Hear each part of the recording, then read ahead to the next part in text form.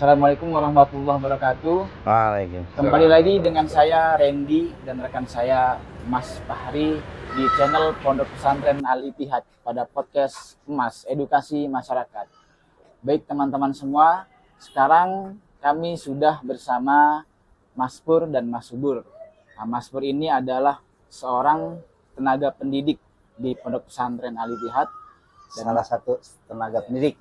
Dan Mas Subur ini adalah seorang tenaga kesehatan di Pondok Pesantren Al-Ittihad. Nah, kita akan bertanya-tanya kepada beliau tentang Kesehatan. Nah, ini satu juga Mas Pur juga salah satu di bidang pendidikan ya. Kita mau tanya-tanya mungkin sekitar peran mereka di pondok pesantren ini. Soalnya mereka ini salah satu disebutnya pengajar ya. Nah, sekarang biar teman-teman semua mengenal nih Mas Pur sama Mas Subur, mungkin Mas Pur dan Mas Subur ini bisa memperkenalkan diri terlebih dahulu. Dimulai dari Mas Pur. Oke, terima kasih Mas Randy, Bang Fahri, ya teman-teman, sahabat emas. Ini emas ini juga sedang lagi ramai, ya, karena harganya terus naik, gitu ya. Tapi emas mulai ada pembandingnya, gitu ya. Salah satunya adalah investasi di perak, katanya akan lebih menguntungkan. Nah, tapi emas malam hari ini beda ya. Ini adalah edukasi masyarakat untuk kita sama-sama mencerdaskan masyarakat kita. Terima kasih sekali lagi Mas Randy, Bang Fahri untuk undangan podcast kita malam hari ini. Ya, kalau ditanya tentang kiprah kita di Al-Ittihad gitu ya, ini sudah kita mulai sejak lama, dan kemudian juga kita menggeluti dunia pendidikan ini tidak instan ya gitu. Ya, betul. Kalau saya pribadi memang sudah suka di dunia pendidikan, dan kemudian juga remaja itu udah dari mungkin terhitung sekitar 13 atau 15 tahun yang lalu. Gitu ya. Lama juga ya. Lama gitu ya. Sampai kita roadshow di sekolah-sekolah. Gitu ya. Ya karena memang remaja ini kan salah satu generasi emas kita di masa yang akan datang.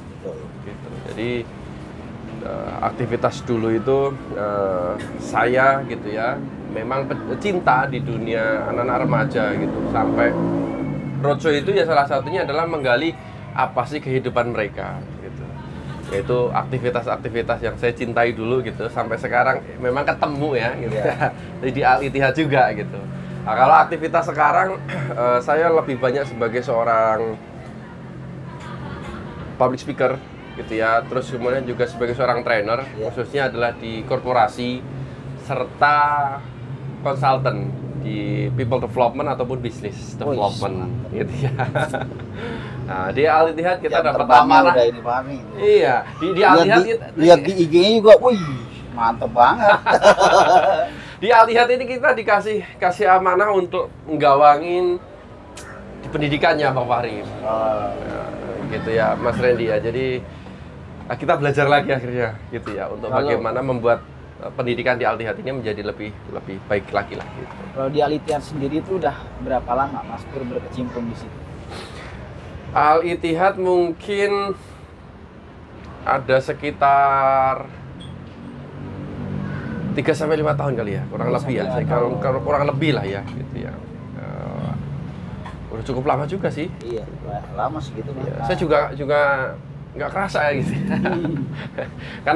karena ya menikmati peran gitu ya. Kalau kita menikmati peran itu kan waktu terasa lebih cepat gitu. Terus gimana kira-kira jenjang pendidikan yang ada di pondok pesantren ini, biar masyarakat luas juga tahu nih, biar mereka lebih mengenal apa itu pondok pesantren Al-Ittihad.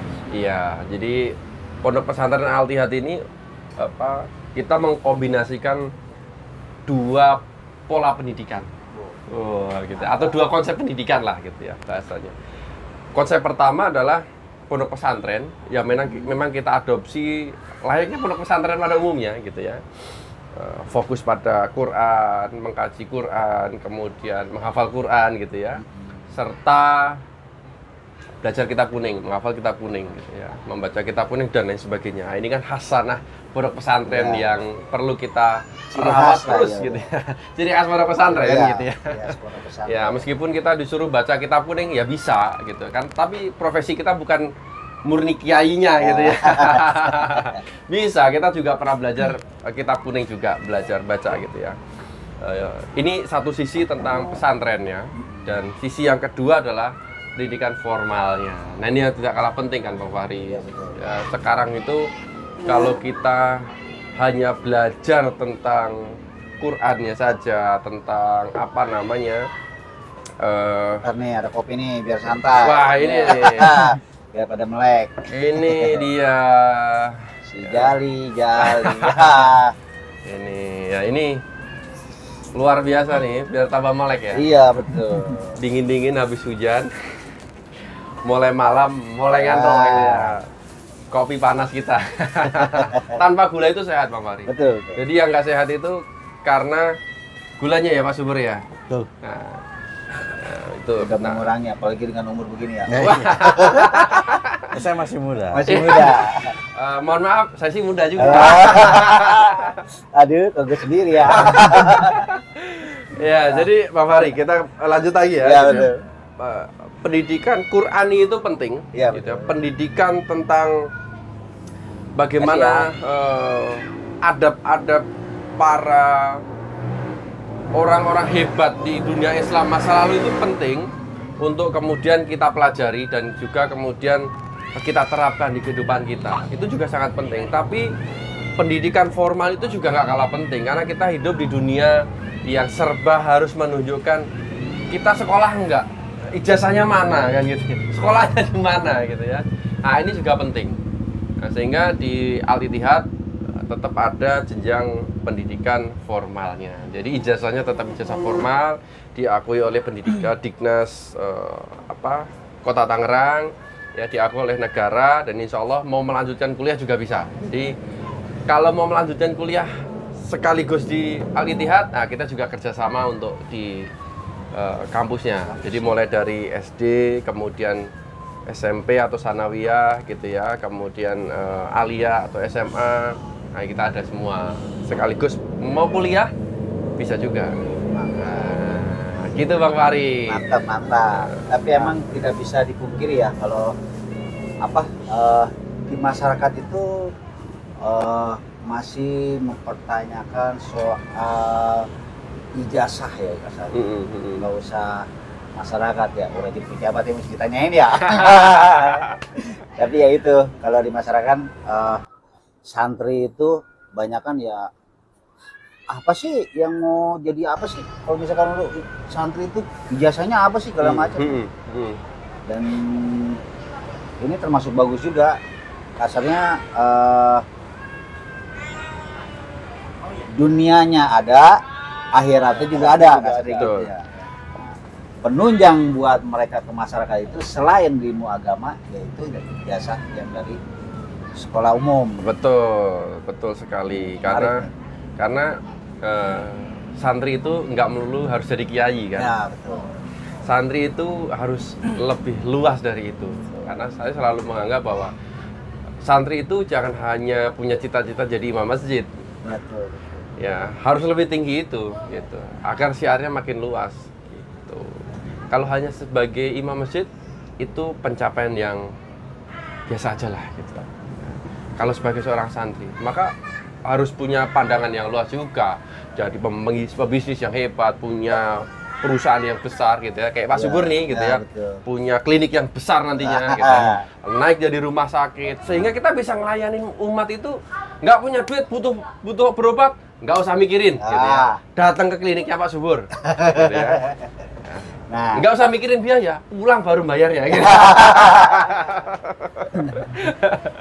Gitu Bang Fahri. Iya betul. Sebetulnya tadi Mas Pur bilang udah 3-5 tahun berkecimpung di pondok pesantren Al-Ittihad ini, gitu loh Pak. Nah, sebetulnya yang menjadi dorongan, yang menjadi motivasi sendiri Mas Pur dan Mas Subur ini untuk terjun di dunia pesantren, entah bekerja atau apa, intinya terjun di ikut berkecimpung di dunia pesantren, membantu pesantren itu apa sih sebetulnya? Pak Subur dulu kali ini kenalan dulu ya. Mau minum dulu deh. Iya. Pak Subur dulu deh biar lebih akrab ya gitu ya. Minum dulu minum. Mungkin maksudnya apa? Mas Randy itu yang memotivasi Anda tetap ada di pesantren ini. Iya. Dengan ya kita ya masih serba sederhana lah sebenarnya. Tapi mau berkecimpung dan menyebur di sini. Ya. Saya Pak Om Subur dulu nih. Dari ini dulu nanti. Saya dulu nih. Saya akan ini. Wah, ini Om Subur Nanti. ngopi-ngopi dulu deh. Subur gitu nanti ya. pertanyaannya lebih ini lagi. Ya. Jadi kenapa sih kita harus terlibat di dunia-dunia seperti ini Iya, gitu ya? betul. Saya selalu meyakini bahwa hidup kita itu kan harus banyak meninggalkan jejak kebaikan. Wah, ini seriusnya nih gitu ya. Semakin banyak jejak kebaikan, insya Allah akan memudahkan kita di akhirat nanti kan gitu ya. Seperti yang disampaikan Kiai ini pada saat Kamisan kemarin, gitu. Akhirat itu nggak penting gitu ya. Yang penting itu dunianya gitu. Ya, kenapa? Ya karena kita hidup di dunia untuk di akhirat kan. Ya, gitu. Maka jejak di meninggalkan jejak di pesantren Al-Ittihad ini yang kemudian untuk kita bekal di akhirat nanti. Ya ini yang memotivasi saya lah gitu ya. Kalau kita bicara tentang amal ibadah gitu, ya, belum tentu ibadah kita ini ada yang khusyuk betul gitu ya. Sholat aja kepikiran gitu ya. Handphone di sini gitu kan. Pas sholat berdering kita, ini siapa yang telepon nih gitu ya. Ada yang transfer nggak nih? Jangan-jangan nagih hutang. Nah, itu yang kemudian memotivasi saya gitu untuk kenapa sih harus terlibat di dunia sosial seperti ini gitu ya. Meninggalkan banyak jejak kebaikan gitu. Dan mudah-mudahan sih suatu saat jejak kebaikannya makin banyak gitu ya. Jejak keburukannya makin sedikit gitu. Jadi tertimpa gitu. Nah, itu motivasi utamanya gitu. Yang serius ke arah ukhrawi gitu ya. Tapi untuk motivasi di sosial gitu ya, melihat generasi kita ini semakin kesini semakin kesana gitu. Artinya semakin nggak jelas gitu ya. Kesana emang ya. Makin nggak jelas gitu. Nah ini butuh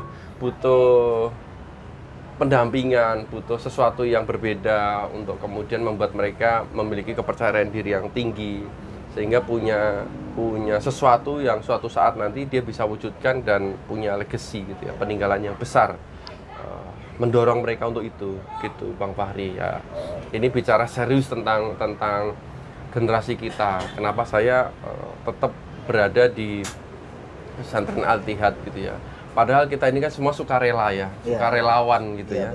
Ya makanya juga tanpa dorongan siapapun gitu ya, bukan tanpa paksaan siapapun kita terlibat di sini gitu ya. Itu murni karena memang kita cinta sama Al-Ittihad. Gitu ya. Oke. Nih, ada sambil serumut kita ya. Selain di Al-Ittihad nih, Mas Pur ini di luar itu bekerja sebagai apa? Wah, tapi Tapi bisa kebagi waktunya gitu. Mas Randy, tapi nanti dulu. Kita kan ada 2 tamu dia. Oh, iya. Kita iniin dulu nih. Nih, baik biar Mas sekalian Subur. nyeruput kopi gitu ya. Iya. Mas Subur sendiri di sini adalah sebagai tenaga medis kesehatan para santri. Ya. Ini yang menarik dari Mas Subur ini adalah dia banyak bergerak di kegiatan sosial juga nih. Bukan hanya di pesantren ini. Nah, apa yang memotivasi Mas Subur untuk bergerak di bidang sosial dan tetap ada juga di sini? Ya pertama hobi ya. Hobi. Waduh. Iya. Hobi. Ini kalau menyangkut Hobi kesehatan, sosial ya? hobi, iya, hobi. Nah, Repot ini. ini kalau Kesehatan saya dan iniin gitu ya, hobinya sosial. Ini jangan-jangan cuma sosial doang. Iya.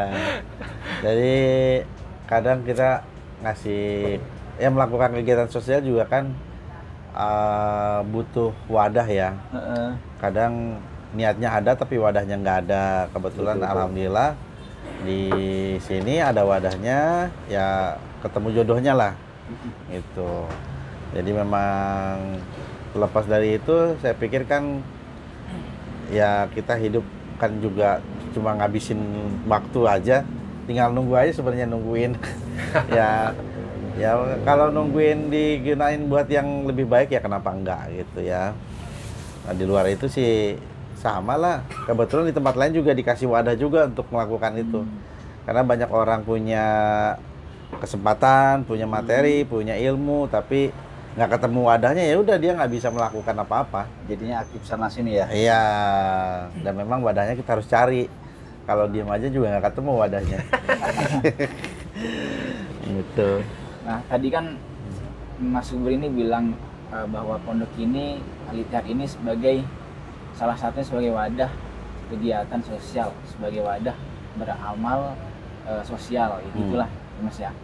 Nah, kegiatan sosial apa yang Mas Subur yang udah lakukan di pondok pesantren Al-Ittihad ini, atau misalkan apakah ada berobat gratis atau sunatan asal gratis atau apa gitu Mas? Ini menarik nih. Ya, kalau untuk pengobatan ya kita lebih fokus ke santri ya. Ya. Kalau ada kendala dan lain-lain. Tapi kalau untuk kegiatan lain seperti sunatan massal kita sudah melakukan, kalau nggak salah sudah 2 kali.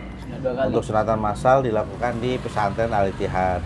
Selebihnya kita melayani khitan untuk khusus kaum duafa ya, buat teman-teman yang duafa sama yatim yang nggak mampu. Nah itu tidak berdasarkan ada kegiatan sunatan massal. Kapanpun mereka mau datang ya silahkan. Karena kita berpikir waktu itu selama ini banyak oknum-oknum lah ya yang memanfaatkan anak-anak yang nggak mampu, anak-anak yatim untuk mencari popularitas mereka. Ya betul. Tapi ketika mereka sudah populer dan saudara-saudara kita membutuhkan nih, susah, mau ketemu aja susah. Nah, itu. janji manis di depan. Ya, ya gitu. Dan itu ya kita coba akhirnya kita melihat itu karena ya sudahlah, ketika saudara-saudara kita membutuhkan, apapun mereka mau silahkan datang dengan ketentuan yang tadi saya sebutkan. Itu tidak perlu nunggu harus ada sunatan massal, nggak perlu ada event 5 tahunan gitu ya, silahkan datang. Karena memang saya sendiri tidak terlalu tertarik ya berkegiatan yang ada kaitannya dengan dunia-dunia politik khususnya ya. Saya memang menghindari itu. Ya sudah, memang untuk dedikasi saya lebih ke sosial, ya itu yang saya kedepankan. Luar biasa banget nih motivasi dua-duanya ini, Ren. Mereka ingin berguna di masyarakat luas, ingin bermanfaat di masyarakat. Nah, tapi Mas Subur sendiri ada klinik sendiri katanya ya? Ya, saya saat ini ngelola sebuah klinik pertama di wilayah Cikupa, Kabupaten. Itu jadi ya keseharian saya di sana, ya sisanya ya keliling aja cari tempat ngopi. Salah satunya di sini ya kan? Salah satunya di sini. Itu. Itu kegiatan tadi yang di luarnya berarti itu ya, selain berjiwa sosial, ya. Ada kegiatan klinik juga ya. Di salah satu klinik di daerah Cikupa ya. Ya. Nah, tadi lanjut pertanyaan Randy, kegiatan Mas Pur nih. Aduh. Selain di Al-Ittihad apa nih Mas kegiatannya? Iya. Soalnya IG-nya motivator. Soalnya saya lihat itu IG. bukan sembarangan tuh. Saya lihat IG-nya nih kayaknya seorang public figure nih kayaknya. Iya. Tapi kok bisa ngebagi waktunya ya? Ya, asal jangan action figure aja, patung masalahnya. Ya, jadi Kita itu selain di sini ya di tempat lain sama sih sebenarnya, sama-sama ngopinya gitu ya. Aktivitas hari-hari ya sebagai seorang trainer sebenarnya sih lebih kepada professional trainer di people development dan bisnis gitu ya khususnya. Dan juga sebagai konsultan juga gitu. Jadi lebih banyak ke korporasi gitu ya memang ataupun pendampingan bisnisnya gitu. Ya aktivitas utamanya di situ gitu karena memang keahliannya lah gitu ya. Meskipun kalau dirunut dari segi pendidikan awalnya nggak di situ gitu, tapi mulai mencintai itu gitu. Sekitar 13 pendidikan sama tahun yang kegiatan lalu. yang dilakukan sekarang nggak mindset. Ya nggak ketemu sebenarnya gitu Kalau ya. kalau ini pendidikan namanya nggak linear kalau Nggak sekarang linear ya betul. Tapi ya itu emang banyak terjadi sih. Kita Betul, belajar apa betul. di dunia prakteknya kita megang apa gitu. Iya. Tapi lain ya, kalau buka klinik harus linear gitu. Ya, gitu.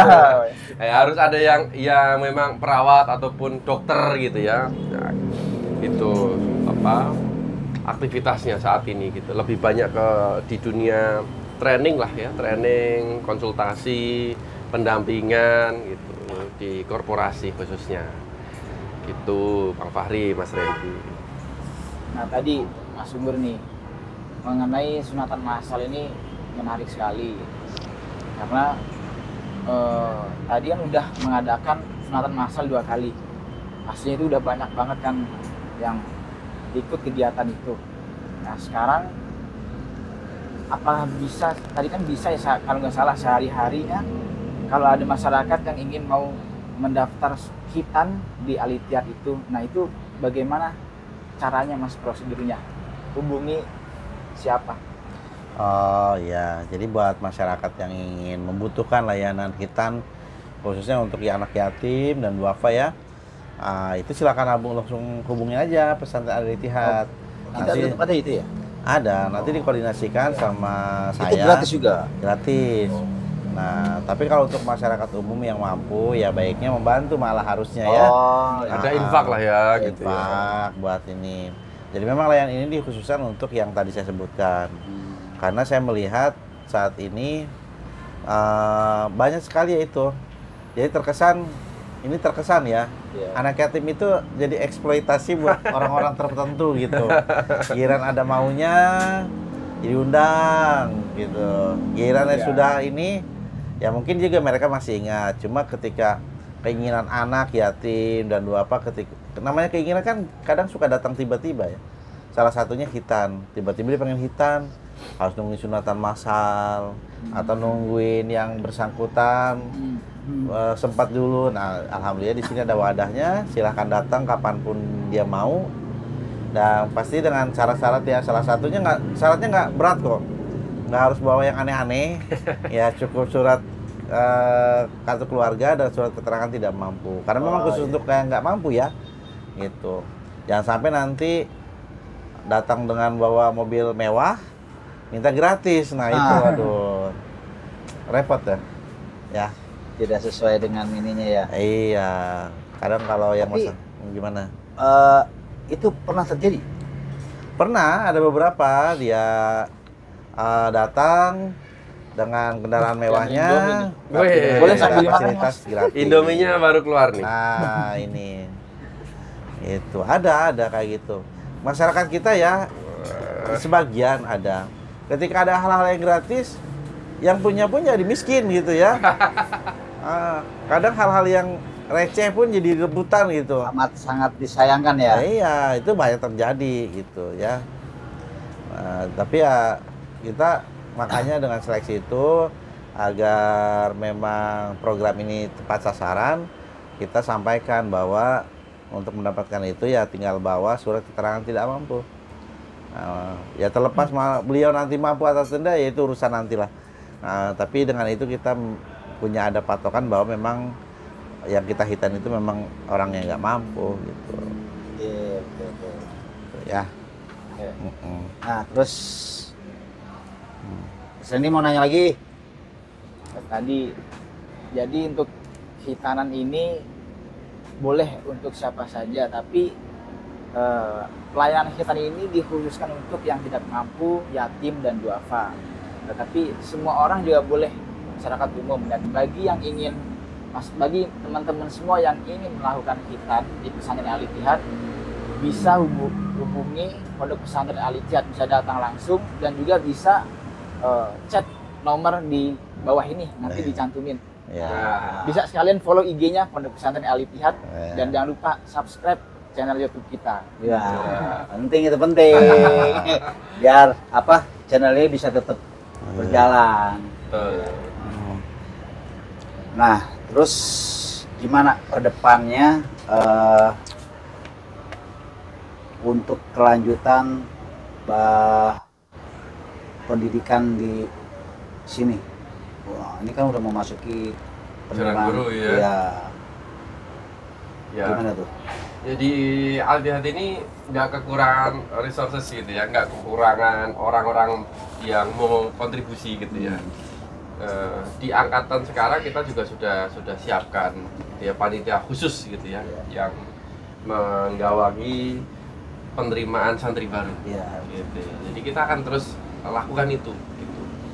Dan kita punya target tahun ini itu ya setidaknya 30 santri lah. Kan nggak apa-apa. Ya. Itu sambil nginum Biar ini. iya nggak apa-apa. Kita sambil santai. Ayo. Ngobrolnya biar lebih enak. Ya.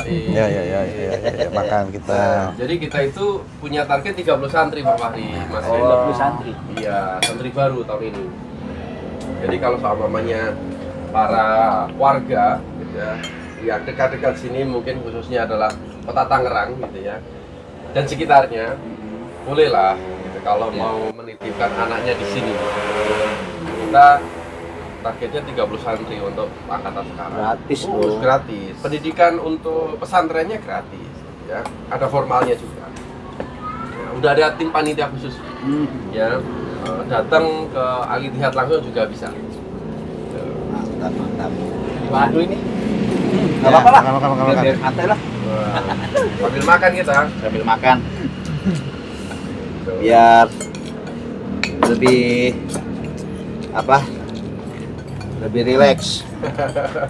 Nih kalau dari apa Mas Subur sendiri nih, dari segi kesehatan ya santri selama ini gimana yang sudah berjalan ini? Ya sampai saat ini sih alhamdulillah ya. Santri di sini pada sehat, walaupun ada kendala ya biasa, kadang ada sakit kulit gitu ya. Ya alhamdulillah pelan-pelan kita coba sampaikan pentingnya kebersihan. Itu kalau selebih itu sih Itu kenapa ya? Saya mau nanya juga tuh. Ini tidak terjadi di sini aja ya, dari penyakit kulit itu ya. Di tempat lain pun itu ya santri banyak yang kena penyakit kulit. Itu kenapa ya? Nah, itu berapa tuh, Mas? Jadi biasanya itu disebutnya skabies. Skabies. Ya, skabies itu penyakit kulit yang disebabkan karena kutu. Nah, Ini kutu apa nih? Kutu enggak ada kutu dia. Itu air bukan juga. Tungau Oh, apa ya? Tungau apa ya? Jadi dia masuk ke dalam kulit dan dia bersarang di situ, beranak pinak, yang itu menyebabkan gatal-gatal. Nah, solusinya salah satunya kebersihan, karena itu muncul pada tempat-tempat yang lembab dan lain-lain, gitu ya. Itu sih. Jadi ya berharap saya sering sampaikan ke santri-santri untuk tetap menjaga kebersihan.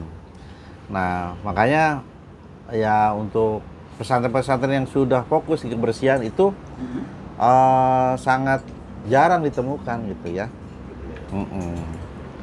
Ya kalau bicara alumni kita kan udah cukup lama ya. Kita udah di berjalan 7 tahun lah ya gitu. Ya, saya sih nggak bisa mengcapture seluruhnya gitu ya. Tapi ada yang kemudian sudah berkiprah di masyarakat lah gitu ya. Poin pentingnya kan itu gitu. Jadi para anak-anak yang kita didik kemudian kembali ke masyarakat, mereka bisa memberikan kontribusi pada masyarakat. Apa ngobrol-ngobrol dengan kiai gitu ya. Ada anak-anak yang memang sudah jadi TNI gitu ya, terus kemudian jadi kiai juga gitu ya, ada yang jadi pengurus di MWC gitu ya. Nah, itulah sesuatu yang menurut saya gitu ya, prestasi sesuatu yang perlu kita apresiasi gitu ya, dengan kondisi pesantren kita yang orang anggap kalau gratis itu kan kayaknya dikelolanya asal-asalan kan gitu ya. Kayaknya ini sembarangan nih. Tapi kalau di kita itu, wow, ada bahasa Mandarin, bahasa Inggris. Iya. Kita kelola dengan baik insya Allah gitu ya. Skill santri kita upgrade lah gitu ya, dengan adanya bahasa Inggris, adanya bahasa Mandarin gitu ya. Sehingga ketika mereka lulus dari sini nggak kalah lah dengan mereka-mereka yang lulusan dari pesantren yang harganya puluhan juta gitu ya. Bahasa Mandarin itu sebetulnya kalau di luar mahal banget itu. Betul. Tapi di sini santri gratis untuk belajar bahasa Mandarin. Boleh dicek. Bahasa Inggris juga sama. Khusus bahasa Inggris itu satu program itu bisa jutaan sampai selesai gitu ya. Jutaan. Iya. Mandarin juga sama. Tapi di sini anak-anak diajarkan gratis. Tuh. Kurang apa sih? Ini yang luar biasa. Iya. Nah itu yang kita lakukannya, terus kita ya perlu melakukan perbaikan juga lah ya. Namanya juga yang terlibat di sini kan tidak cuma saya seorang, ya ada banyak asatidz ya, yang ngajar, ya bertanggung jawab di setiap jenjang pendidikannya. Ya, nah itu juga kita akan terus melakukan perbaikan lah, sehingga hasil lulusannya ini jadi lebih berkualitas. Dan Amin. bisa langsung diserap masyarakat. Amin. Itu Mas Randy. Biar nanti bisa lebih berkualitas dan bisa berjuang serta bersaing di masyarakat ya. Betul. Tadi menarik banget tuh. Ada santri yang jadi TNI, ada yang jadi kiai, ustadz kan. Ternyata Ini aja santri jadi guru. Nah, itu juga udah prestasi. Betul. ternyata santri itu bukan cuma jadi, nggak harus jadi kiai dan jadi ustadz. Nah, jadi untuk manfaat itu nggak harus jalur ustadz atau kiai. Nah, bisa berkecimpung di dunia lain. Yang penting kita udah punya bekal agama yang tinggi. Ya santri itu harus nggak hanya profesinya kan nggak cuma jadi ustadz, asatidz gitu ya, kiai, imam masjid gitu ya.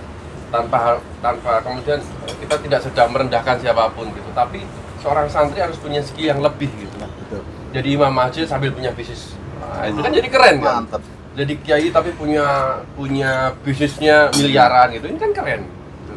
Kita dorongannya ke sana gitu. Jadi santri kalaupun memang kiprahnya pengen jadi seorang imam masjid, tapi imam masjid yang keren gitu ya, punya bisnisnya keren gitu.